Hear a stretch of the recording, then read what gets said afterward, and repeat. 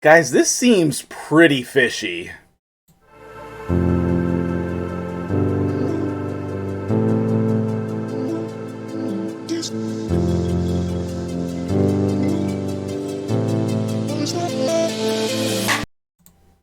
What's up, guys? MTG Jedi, and we have Skathix here, the new Lizardman, and we need to talk about him today because he seems pretty cool. So we're going to start by taking a look at his base stats and his kit. Then we're going to talk about how I built him, how maybe you could build him, as well as seeing some gameplay. So when we take a look at his base stats, I see something that I like, okay? Anytime you have a support-based champion, 9 times out of 10, you want them to be built pretty defensively, okay? And even with them being built defensively, that doesn't mean you can't build offensive stats in there, but you want your support champions to be landing their abilities. You want them to be survivable so that they can help the rest of your team, okay? And when I see like 1,000 base defense, 18,000 HP, I think that would be pretty easy to keep him survivable, okay? Base speed a little bit low, but fine, and the rest of his base stats are fine as well. Okay, he is actually an attack-based champion. Both of these moves are based on attack. This one is not a damaging attack. So his base attack is pretty low. Okay, it's pretty low. But I don't expect him to be a damage dealer. I do not expect that. Okay. He does have a resist in all battles aura, and that seems to be pretty trendy to have a resist aura, which for dungeons and the Doom Tower is very helpful. And I'm gonna say in Faction Wars as well. I've been liking to add resistance to especially support champions, like his brother in the same faction, Broadmaw. I built my Broadmaw, or maybe somebody else's. Recently, I've built multiple Broadmaws. He's awesome now, by the way, if you haven't seen the video I did on him. But I built him with resistance recently, and it went really well like that. Skathix, I think, could be the same way, but I haven't tried him out in that manner just yet. So he has this passive that makes him survivable, but I don't think you want to make him be the target. But you could if you needed to. If you keep his HP total the lowest, then he'll be targeted first, and he'll get this block damage for 1 turn. So that could be useful. If you then also built him in Swift Parry, that could be, another layer to that. So that might be one thing to think about. A lot of people, when they're talking about Skathix, have been focusing on his A3 here. This cleanse, we call it. Remove all debuffs from all allies, which is a very useful ability. Don't get me wrong. And I do like this ability, okay? He also places block debuffs and a shield. And the shield is based on his HP. So you're going to see that the way I have him built is not to maximize this, okay? But we'll talk about that in a second. I built him for this ability, actually. Attacks all enemies, 75% chance, 100% chance with books of stealing 1 random buff from each enemy, okay? And then his A1 can place decreased speed, which is whatever. It can be useful. It's a good ability, but it's, 50% chance with books. I do think that this champion benefits a lot from the books. This brings us down to a 4-turn cooldown. This brings us to 100% and a 3-turn cooldown. And then this brings this up to a 50% chance to place the decreased speed. So books are going to be really impactful, and you probably want to fully book him. I have not done that yet today. I'm going to wait until my next clan versus clan in order to book him. And you should do the same thing too when you're working with your champions. He's got this cool hook, and I assume that's for catching the fish. And then we literally have a fish as our as our scarf here. I just noticed both of those things. Okay, let's take a look at how I built him. I will say that I literally just ranked him up today. same day as this recording. And so this is just my first build. I'm not saying this is the build I'm going to stay with him, so we'll talk about some other potential builds here. Number one, I did want to try him out with some crit, okay? So I did build him with almost 100% crit rate and some crit damage. And usually if I build a champion like this, I can tell whether or not they're going to be able to do some damage, okay? We could go ahead and build him full nuke, but you'll see, I'll get back to that in a second, why I wanted to do this build this way. The accuracy, I did want to get over 300 because of some of the areas that I want to use him in. Is that really necessary? No. And we didn't get any resistance on him here, really, so we're not going that route today. I think the accuracy banner is like an auto, you definitely want this. And this was just an old banner that I had laying around. It's very relatable, not a very good banner. You probably have banners that are better than this. They might be on rosin. That's where mine are. But you definitely want an accuracy banner. If you're going to do damage on him, you want crit damage. But the neck piece I was trying out on him before I switched to crit damage one was this one. It's the defense one. But it's possible you might want to just go all in on the HP. All in on the HP with something like, like this, with some resistance and accuracy and the HP. I may come back to that, okay? Right now I have a defense ring as well, but I actually think that I want to change that to an HP ring. What options do I have for HP rings? I don't have really anything super great. This has... That's pretty bad, both of these. Let's just sell both of those. They don't have HP and they just have attack percentage. Okay, I need this to stay on him, and I need this to stay on him. We could swap this one for now. But I feel like this one is pretty relatable. It doesn't really actually change that much. We'll just leave it for now. But maybe you would want something like this. That doesn't even change it that much. Although, if you had like a ring with a double HP percent like this, that would give you a fairly big boost. So that might be a consideration, but Jareg I do use on one of my Doom Tower teams. So, here's the thing. You have to decide how you're going to use the champion, and then go from there. I put him in Relentless because I want him to cycle through these abilities quickly, especially because I don't have books on him right now. But even after that, I think the Relentless will be good, okay?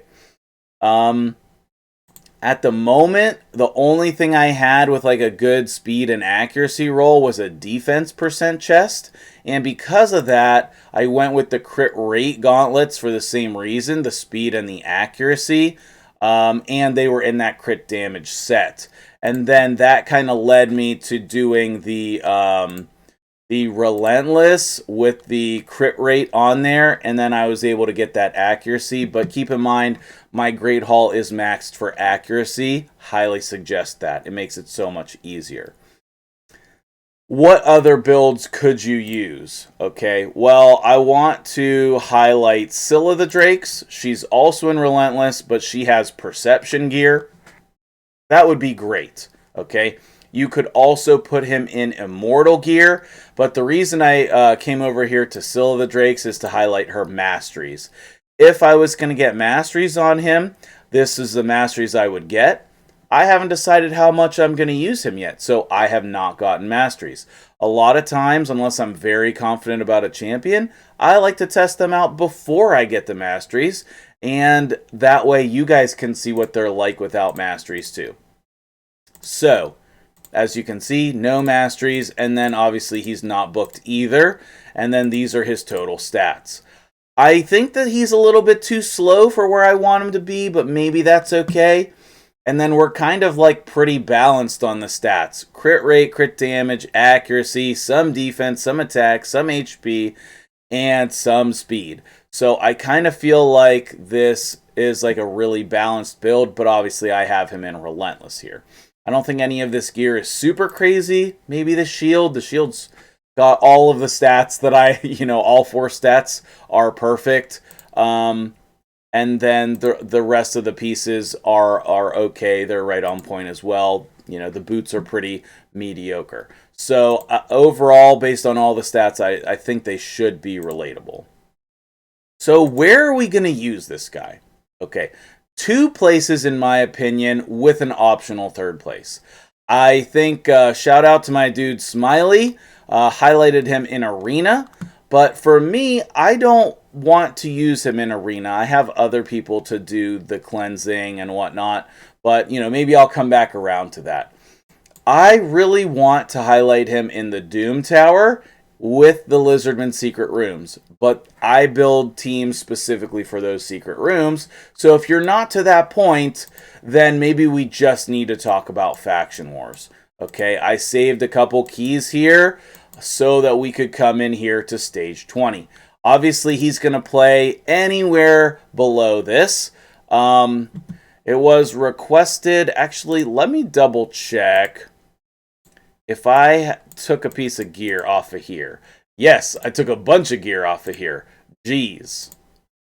Okay, so let's throw some gear back on here. Do I not have a crit damage amulet? Oh, this would be fine. I don't like to use things that are not level 12 or higher. However, I also don't like to roll things on camera for you guys. Yeah, let's just do this. Obviously, this is not going to be an ideal build. Honestly, he just has some gear on him.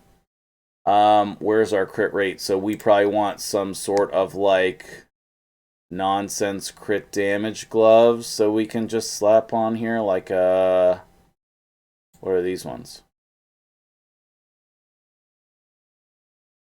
Yeah, those are okay, right? Yeah, let's try those. We're not getting too picky here, guys. We're just making sure we have gear. And I think that we'll be able to just slot him in here. Defense and faction crypts. There we go. So we have Drake, who I've built as an attacking champion. We have, what's his face here? Jarang? Yeah, who I've built as a fake attacking champ.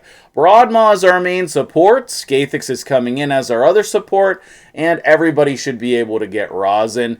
If you have any of these other legendaries, they are also good here. I may or may not make a guide on, how do you say his name? Quargan. And I've used Jareg in this team many a times. I've used Aox in this team. But I think with this team, it's going to showcase Skathix in the light and context that we're looking for. Okay, so I do have him going first. That's perfect. Okay, we're going to save this ability here. And I guess we're just going to put a decreased speed up here. And then we'll just go ahead and let them auto their turns. And then I think we just want him to keep a 1-ing because there's no other, there's no other reason to use his other abilities, I guess, just yet. Oh, okay, so we put the shield and the block debuffs up. Which, I guess that's a good to default to, but see, like, the Sathalias and whatnot, they're just going to strip all those, and you see the Broadmaw with the resistance. Now, here is the main reason why I want him, okay? In Faction Wars, you get this all the time, where they'll have 1 or 2 buffs, and we can come in and just strip those with the fantail, with the fishtail, which is the coolest animation. Then he put this one up after, I believe, and we got unlucky on, that. It's like 75%, and we missed on many of those champions. So we'll let this go ahead and auto. I don't know how long this is going to take because we don't have one of my main damage dealers in here. And this wave tends to be a very long endeavor. So we get an extra turn proc there, so we can remove the buff on Thenasil, who then gets it immediately back on. Man, whoever designed this wave is just not a kind person. And I'm sorry if that's offensive, but this wave is such a beating. They just stand there and they heal you. They heal each other, and they cleanse each other, and then they heal, and then they cleanse. Okay, I'm actually going to back out here, and then you can see what it's like when we actually add some more damage to this team. Let's go ahead and remove him and his crappy gear. Let's put Fushan back in the lead. And, you know, I'm sorry if that matters. You know, I'm trying to do what you guys want. But at the same time, we also need to get through this wave. Okay, we also need to get through this wave. And if you want a team that's going to auto this level in a reasonable amount of time, then this is the level of champions we need to be at, you know? So, we're getting through this. We're getting through this wave much quicker now, and we're actually killing some champions. I don't think that Skathix is doing much damage, so we might go ahead and remove the crit rate altogether and just focus on a higher HP to give us more shields and maybe some more speed. But a lot will be determined once I add books as well, Now, the second wave here on level 20 is not nearly as bad. They heal and freeze and stuff, but, you know, it's not nearly as bad as the consistent healing. I just love the fish. Love the fish. It's so super cool. So he hit for like 4,000 there on each of the guys, which is pretty good. And you see everybody but Broadmaw is frozen there because of his resistance. So I may build some more resistance into this team as well. It is definitely a good idea if you can manage it. So Fushan as a real damage dealer there, doing 18, 20,000. But Skathix, you know, had a nice 9,000 hit there. Rosin, 15,000. And you could see here, the shield's actually coming in helpful. The shields and the block debuffs, if we could get the timing right to counter the freezes. I think a little bit more speed, maybe 10 or 20 at the most more speed, would solve that and get the timing of his block buffs correct. But then that fish ability must not have, like the remove debuffs, AoE attack, must not have as high of multipliers as his A1. See it doing more damage there. But you can see we're getting through. We would still be on wave 1 right now if I hadn't switched the teams. So now we come to the last wave on stage 20. And this has the Roshkard the Towers. Okay. And if you're not familiar with Roshkard, then what he does is he puts a block damage buff. And then obviously why we are highlighting Skathix here is because then Skathix is going to come in and remove those. He would remove all of them. I thought his A3 was... Oh, he has block skills. Okay. Well, we'll get it next turn then. And then Rosin can help too with removing some buffs. He still has the block active skills on. And then are we going to do it this time? No, he shielded. Okay. I mean, if we were manualing this, as I recommend, there we go. He finally removes them a couple of turns too late. But if we were manualing this, you know, we would be able to control the order of our attacks a little bit better. And I do highly recommend that. So after this fight, I'll briefly go over the stats. And then you see we're getting that block damage back up again. I'll briefly go over the stats for the champion so that you know what level they're at. I would say that the Broadmaw is built well. The Rosin is built well. We're not going to 3-star this time, I don't think. Depends on the timing. And Yeah, so we'll have two champions that are brought back up. I mean, it's not, I'm not concerned about it being a loss. It's definitely a win. But I'm really liking Skathix so far from my initial testing on him.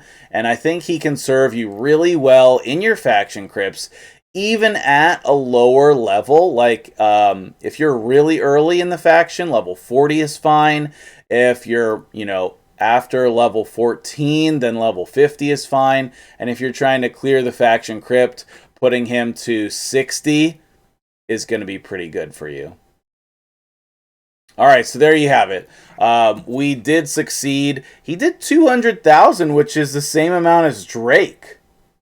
Granted, Drake died a lot and had to be revived. So let's go ahead and take a look at those champions gear real quick for you. Here's Rosin and his total stats. I like to build Rosin with a lot more HP than most people, but he does have some damaging stats. Fushan is in a stun set. He does have some damaging stats as well. Surprised he's dying so much or taking so much damage at 40,000 health, but we could level some more gear up there. One more time on the total stats for Skathix. And we're going to see what happens after books, but maybe we'll try him with more damage or more HP. There's going to be a lot of viable builds. The Broadmaw build is pretty nice, guys. Pretty nice. 70k HP, like some serious resistance, some accuracy. He's a little bit slow. And then, who else did we use? Drake. Oh, I stole Drake's amulet. That's why. Okay. I need to level up another crit damage amulet, but otherwise he would have some damaging stats as well. So there you have it. Skathix. I think he's incredible, especially for Faction Wars and Doom Tower. And let me know if you're going to build him, if you're going to sacrifice him. I'm going to do everything I can to keep this copy and get another copy because I really like him.